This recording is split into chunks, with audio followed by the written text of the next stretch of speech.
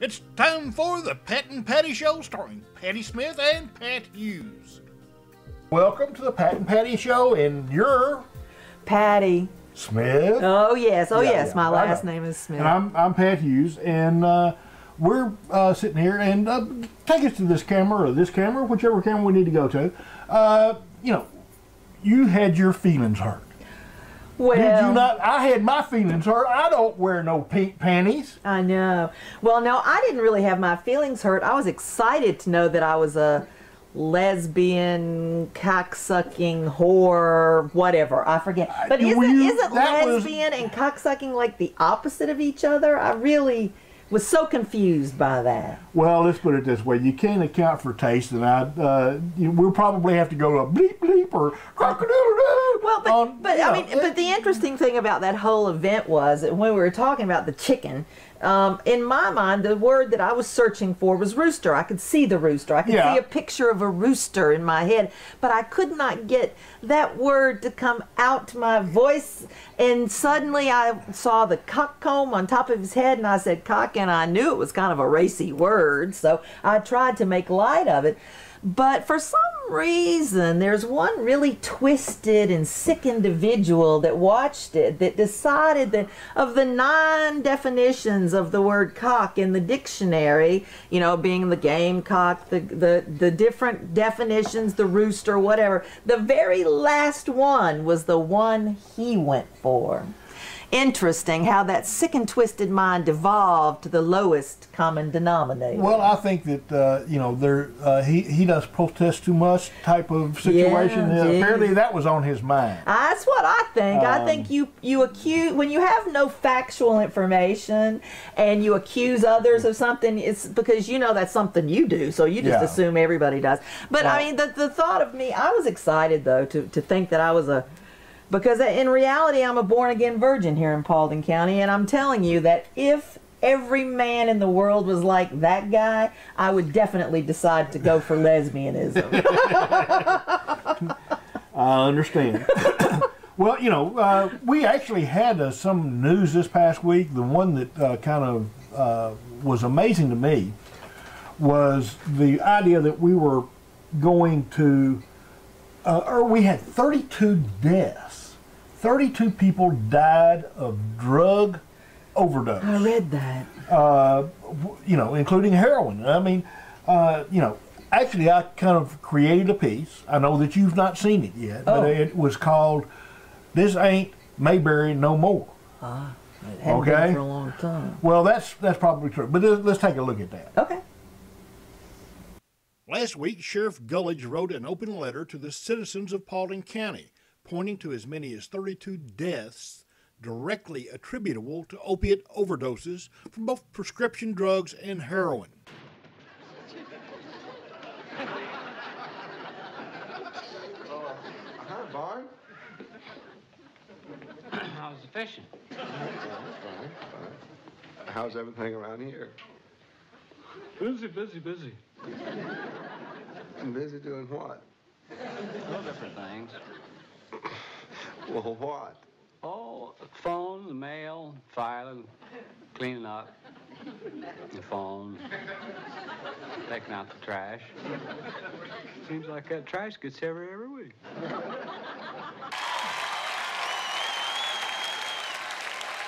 guys, you're into Barney there, aren't you?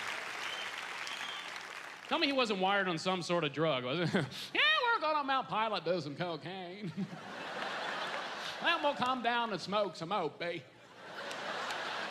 There are drugs in Mayberry, I'm telling you. Floyd the barber was the dealer, I'm convinced. They hung out in that barbershop. What drug was Floyd on?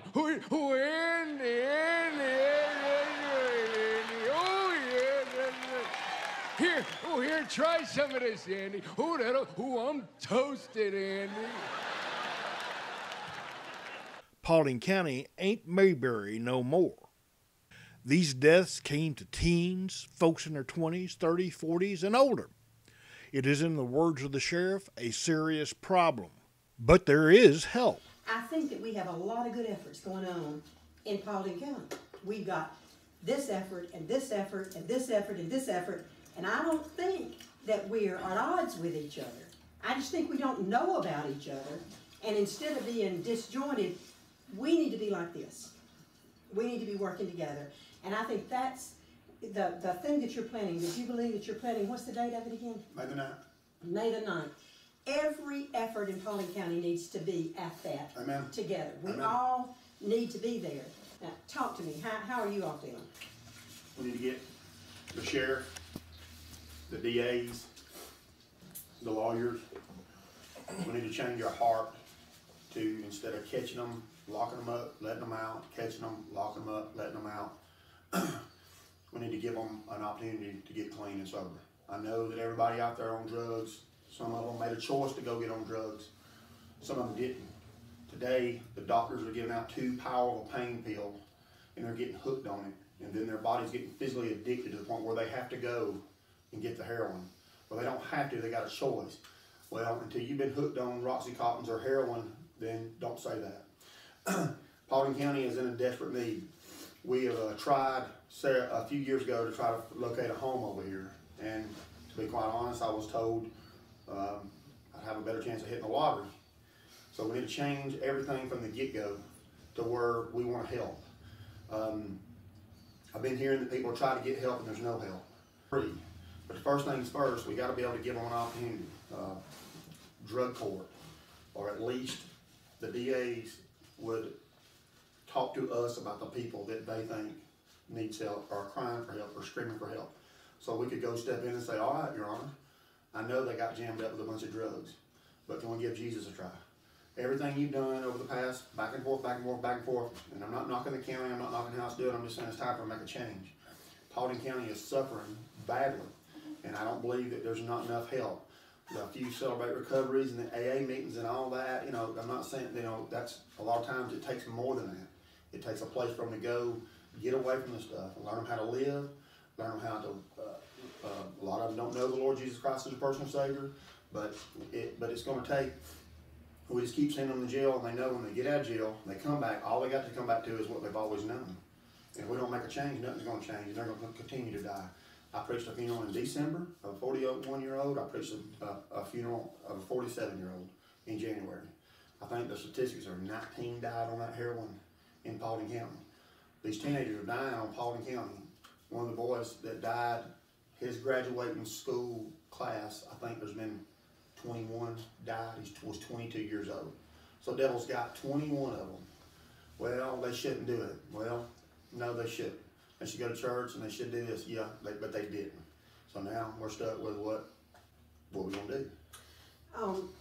I, as a professional counselor, I can provide people with a wealth of research that says if we want to stop recidivism, if we want to stop people returning to jail, we're going to stop it with treatment. We're not going to stop it with Amen. punishment. Amen. So that's critical. And we have a lot of good efforts going on, but it's a process. Somebody often needs to go from an inpatient, and you're talking about being there, and I don't know if inpatient is the right term to use, but a secure situation into the community programs like Celebrate Recovery and AA and those kind of things. And argue. Right, exactly. Into the kind of programs that we do here as well. People often say, how do I quit using drugs? How do I quit drinking? And that's easy. You quit calling the dope man and you quit going to the liquor store. What's not easy is how do I live without that coping mechanism? And that's what you learn in places like you're talking about. It takes some people 6 months to learn it. It takes some people 5 years to learn it. It takes some people can learn it in individual therapy, but we are not banded together. And we need to be banded together so that we can refer to each other. The churches are a huge piece. The community is a huge piece. The schools need to address it. We're backed up to the sea, and we're about to go off into the ocean if we don't get some rescue going on. And we have the capacity to do that because we got a lot of good stuff going on. Amen. But we just aren't connected. Because addiction, drugs, alcohol, all these things are kind of like closet issues that nobody wants to speak about, nobody wants to address, nobody wants to bring to the forefront, and we don't even show as a community or as a church or as an organization that we are trying to address this before it becomes a relevant thing. Because a lot of young people I've spoke to who've been battling this or fighting against different addictions, is they just didn't know. And so they got involved, and the next thing that they knew, they couldn't go without, and it's a cycle that leads on into it. And so as I'm sitting here and I'm listening and I'm thinking, oh, this is great, I'm wondering what the potential to go a step farther and unify the churches, the organizations, to say, you know, we're not just going to put this in the back file, but instead we want to, you know, be open about how we are giving an education to what addiction is doing to lives. And exactly, Chris. You're aware, Chris, that about 1.5 years ago we did that series of seminars at the Methodist Church here, and I went in and did 4 seminars. And the first night I talked about why don't they just quit. And we invited people to come, not people who were necessarily in addiction or had families who were in addiction, but just people who wanted to know about it. And of course I went on to explain what you just said. I said they don't quit because they can't at that level. By the time it gets to be a huge family problem, the person with the addiction, and by the way, we don't say addict, we don't say alcoholic here, we call people with addictions, and that's important to me. I don't know if that's important to anybody else, but in a way of thinking, I think it's important. But we talked about how the person has to have some serious intervention, some help from programs like Jacob's been talking about, and from the programs that we do here, from the churches. There has been a kind of a territorial thing about how we help people. I assure you, Paulding County has enough people in addiction to go around. Amen. We could all fill our programs up, and we would still have enough. So we need to make a unified effort on that, and we need to educate people that with information, Chris. I mean, when I start talking about the genetic link, people have a predisposition, therapists say, to becoming addicted. We can take 2 people who match each other drink for drink and drug for drug, and one of them be 30 years old and say, I'm done now, and they can walk away and never think about it because they weren't genetically loaded. But if that other person has a grandfather or a grandparent who suffered from an addiction, it's highly likely that they're genetically loaded, and they're not going to stop without some serious intervention. Amen. People don't understand when you go get a rotator cuff fixed, that when they give you a bottle of Roxycontin, when you take that bottle of Roxycontin and then you get another bottle and you take that, you are absolutely just sold your soul to the devil, so to say. Not really, if you're saved, you can't do that. But you know, once you do that, you get physically addicted to that drug, and then you got to have it. It's not like, well, bless God, just tell them to quit. It's not like that. If you've never done it, then you can't say, but it's bad. And that's where our dope dealers today is. The doctors are giving these pills out too freely. And it's getting them started. That's part of it. The other part of it is, you know, you just got, there's no consequences for our actions. Good. You get caught selling drugs, and, you know, you end up getting caught enough that you go to prison. You go to prison, you come back, nothing changes. People are coming back from prison, and they're going right back to what they're doing. And why? Well, they shouldn't do it. No, they shouldn't do it, but there needs to be help available at all times. And if they don't want it, then they can go to prison, but at least have it there. About the 3-strand cord, and this is my own thinking as a clinical person, and I've worked in the prisons, men and women's prisons in Louisiana. I've probably worked with almost 1,000 people in addiction now, and I have come to this conclusion: it takes 3 things in order for somebody to get in recovery and stay in recovery. First of all, they've got to learn about the disease. People do not understand what's happening in their bodies. They have to learn about the disease and examine the trauma that may have happened in their past. That's the clinical piece. They've got to get with other people, like Jacob, who have been there. I'm not able to tell anybody how it feels, that I know how it feels to desire a drug. I've never done an illegal drug in my life. So as a clinician, I've got to find people that can talk to them about how it feels, and they can look at that person and say, if that man can get sober, I can get sober. And finally, in my opinion, I believe they have to make a spiritual change. And in my way of thinking, that spiritual change is the power of Christ behind us. That has got to happen. I've not ever seen a single soul get sober and stay sober without that. So, my thanks to Chris, Ann, and Jacob for their expertise, because all I know is this ain't Mayberry no more.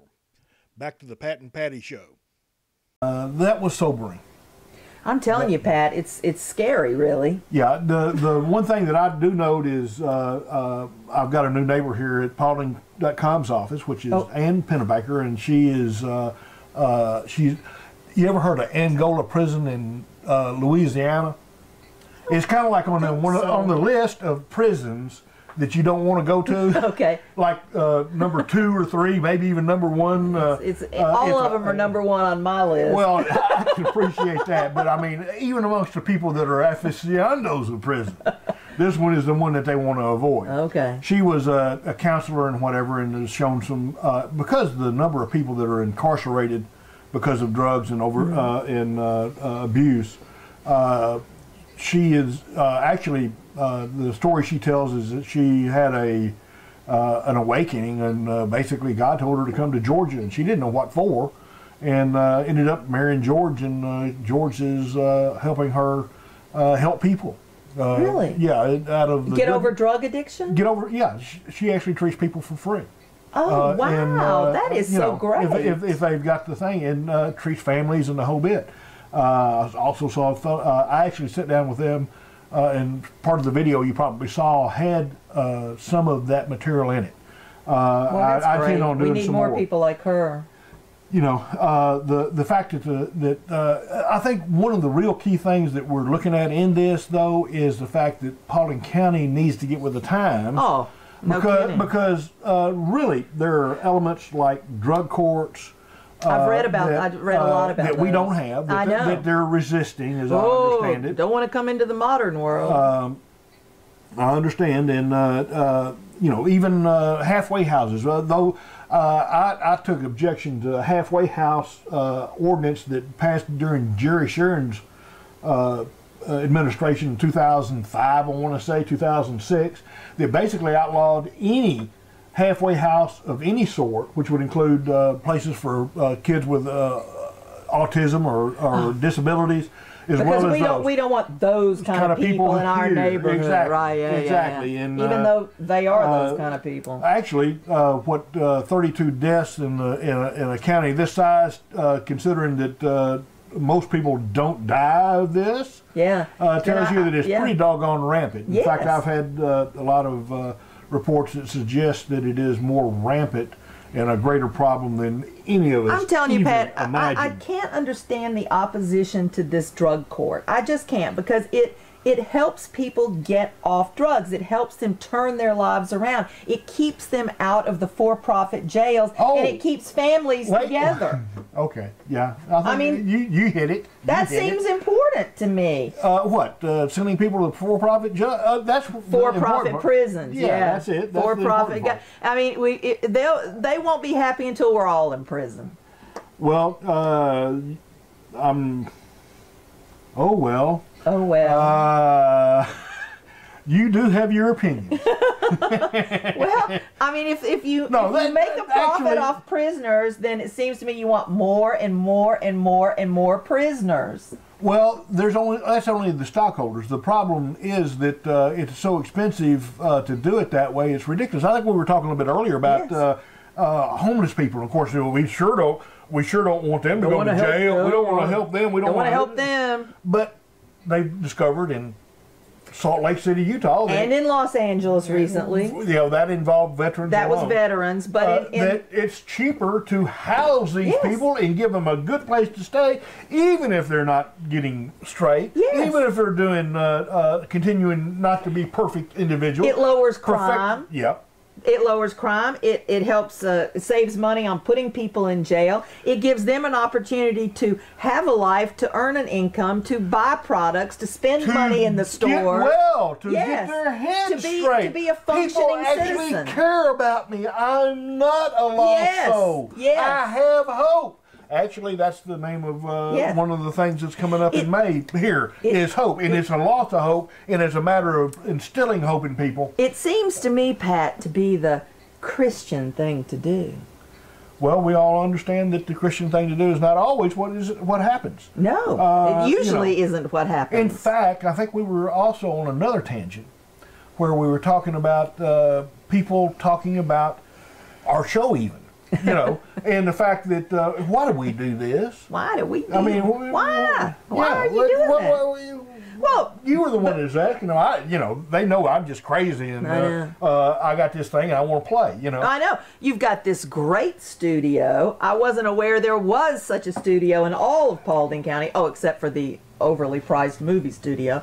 But here you have this fabulous little studio, and it's like a playground for me. I've done this kind of thing all of my life. It's like, why not do it? Why not? None of the other people in the Stop the Airport movement, they tossed me out because they didn't want to play. They didn't want me to play in their sandbox anymore. And you kindly invited me to come play in your sandbox. And to me, Pat, that's the whole point of life, is to be able to deal with people that you may not agree on every issue, but you can still treat each other with respect, and you can be kind and decent and do the Christian thing. Yeah, and you can't get a smart ass comment in, but that's smart. That's okay. That's okay. It's cool. No, I'm being serious. Yeah, I know. I mean, I like you more than I like some of them, Even though we oppose each other. Exactly. Even though we disagree on so many things, you can disagree people without being disagreeable or thinking that the other person is some kind of monster because they don't agree with you. Yeah. What you try to do is you try to get common ground, and you recognize that you're not always going to get your way. Now that is, I know, a revolutionary idea that you don't get your way. Yeah. But I'm pretty much used to it. Yeah, me too. But before we leave the subject, I would like people to know that if you have this idea and you want to come on and talk about your way of doing things, and if you want to sit there and say, I'm a real American and I believe that if it's my way or the highway, that hell, come on, I don't care. I mean, I believe that people ought to have the right freedom of speech. I mean, in fact, when they were talking about pink panties and whatever on the thing, there was, well, he's going to kick me off. I don't care. Really? Jeez. Grow up. Hey, look, this skin's pretty doggone thick. Listen, I've put up for 13 months with the veiled insults about gimme-crats on the stop page, the private page, where they feel they can be more honest about their feelings, and it was name-calling all the time about anybody that wasn't just like them. And I found it kind of revolting. So, in a way, I was relieved when it's they limiting. Me. It's definitely limiting. Yeah. But yet they see themselves as the very finest kind of people. Actually, one of the aspects of education, and it's one of the reasons I think that probably they're trying to give away the free education, all that sort of stuff, is that education teaches you that, hey, this world is a wonderful place. Yes. And it's very diverse, and you should relish and embrace the diversity. Yeah, yes. Exactly. That's when you find the most interesting people. You find more interesting ideas, and you can converse with people and learn new things. It's wonderful to meet people different from you. But in this neck of the woods, if you're different, you gotta go. Birds of a feather, they flock together. Anyway. We're working on a number of things. I know, for instance, that Thursday there's going to be a fellow from the Georgia Film Office at the Chamber of Commerce luncheon. That will be very interesting. And they're going to be talking about, hey, how do you find, how do you get your house or your property listed for being a location for a movie shoot? Which would, having those type of facilities here as well as the studio would be a community thing to do, to come together and say, hey, we need to, if you can shoot your remote stuff at the same place you're doing your studio stuff and it's all cool, it makes for a better pitch for the community. And it says that, you're basically on board with this, making the best that you can of this public investment in the studio. And I don't see anything wrong with that. You can actually disagree with the whole idea and still be on board. Well, I mean, I thought I went to the groundbreaking of the movie studio back when, and they talked about that, about registering, going to the whatever the film website was. Yeah, the head honcho of that is supposed to be speaking. To register your property for availability for filming. And I was going to do it, and I don't know what the heck happened. Maybe I started packing my bag and then changed my mind again. But I thought it was a great idea, and even though I think the movie studio was a really stupid idea, and poorly run and still costing the taxpayers a fortune. But if it's here and there are people filming, why not? I mean, you won't make much off letting them rent your property, but what the heck? Yeah, and you'll have a claim to fame. Oh, yes. Especially if it's a good movie. Probably won't be, though. Well, most movies nowadays aren't that good. Well, we all try to make them, make them anyway. But there are other things going on. Obviously, the sheriff's office was in the news with the 32 drug deaths, but there's also an issue that's coming up involving a lawsuit. We don't know whether it'll be settled or not or what it is, but it's a federal lawsuit that involves sheriff's office and that sad moment in 2012. I think it was summer of 2012 when Danny Hammett was shot during the execution of a search warrant. And I've read both. I've read through most of the GBI report. The case has been closed as far as criminal case by the GBI. And no harm, no indictments. There were no indictments, and no harm, no foul, except for the dead guy. Well, all I can say is that I'm having a hard time piecing some of that together. I will say that the lawsuit claims lack of training and kind of a Keystone Cop.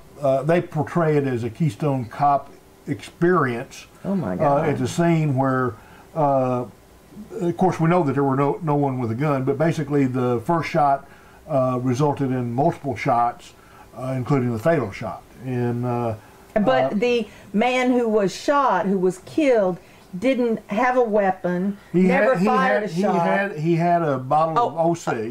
OC being the pepper spray. Yeah.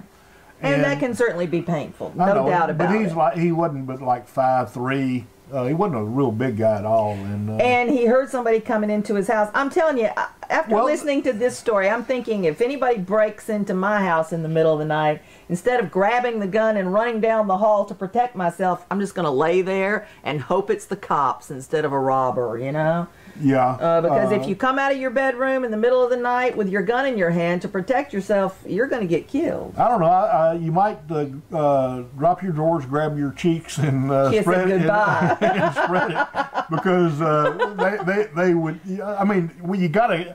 If they came in and they saw that, they would probably laugh instead of shoot. Yeah, well, maybe I'll try that. Okay. But it would be a moment to remember, at any rate. Yeah, and you're at least playing ostrich in terms of your body language. And if they shoot you in the ass instead of the back, maybe no vital organs will be hit. Yeah, exactly. That'd be better. But there will be a lawsuit, and we don't know what's going to come out of it. I can tell you that the lawsuit's been filed. You say already? The lawsuit has been filed. It was filed, my recollection, on October 18th. 2014, which is not that long ago. That's like 3 or 4 months ago, right? And this is a lawsuit against the Paulding County Sheriff's Department. Paulding County Sheriff's Office, the Drug Task Force, and the sheriff and the individuals that were involved in the shooting. Well, we'll have to keep an eye on that. And we'll be looking at that probably more. And speaking of that, the sheriff will be at the Paulding County Business Association next Thursday, or not this Thursday, but a week from Thursday. And we'll be speaking to them. I don't know what his topic is, but he will be speaking on to all of us, and I'll be videotaping that particular event for presentation to. Actually, it'll be on Channel 23, among other things. So, and as we go back to one of the burning questions of why do we do this, and I don't want it to be perceived as us just ranting on and rolling on. Go ahead. Why we do this? Because it's something to do. Because we can. I mean, that's it's an opportunity. Well, you heard the old story about the dog. Why does he lick himself? Oh, okay. Because he can. Yeah. Okay. Well, I mean, and I was asked that question yesterday. Why? Yeah. Why are you doing this?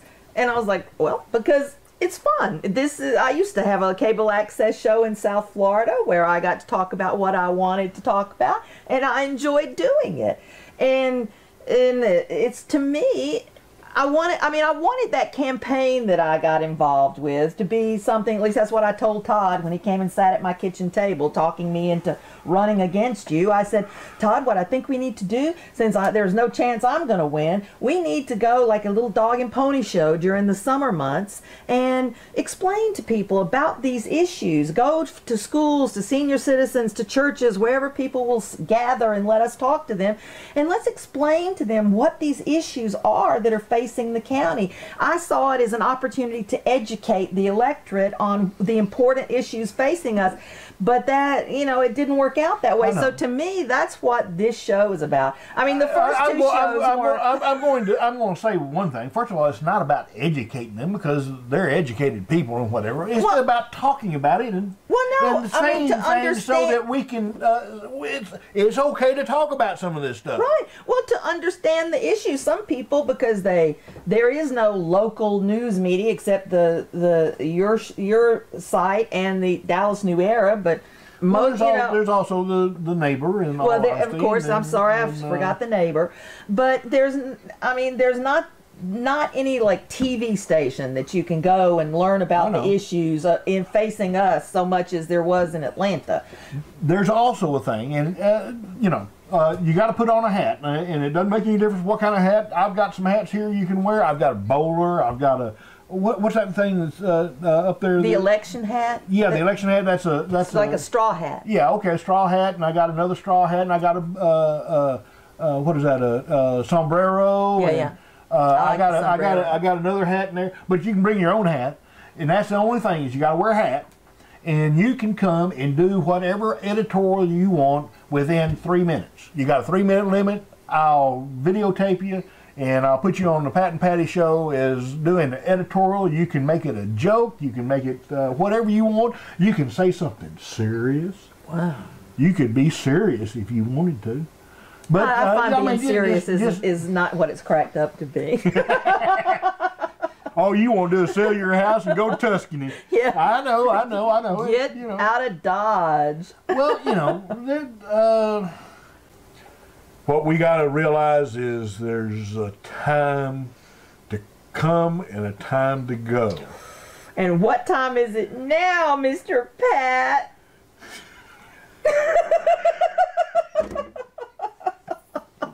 It's time to go. My God. And some in our audience are saying, two, yes. Adios.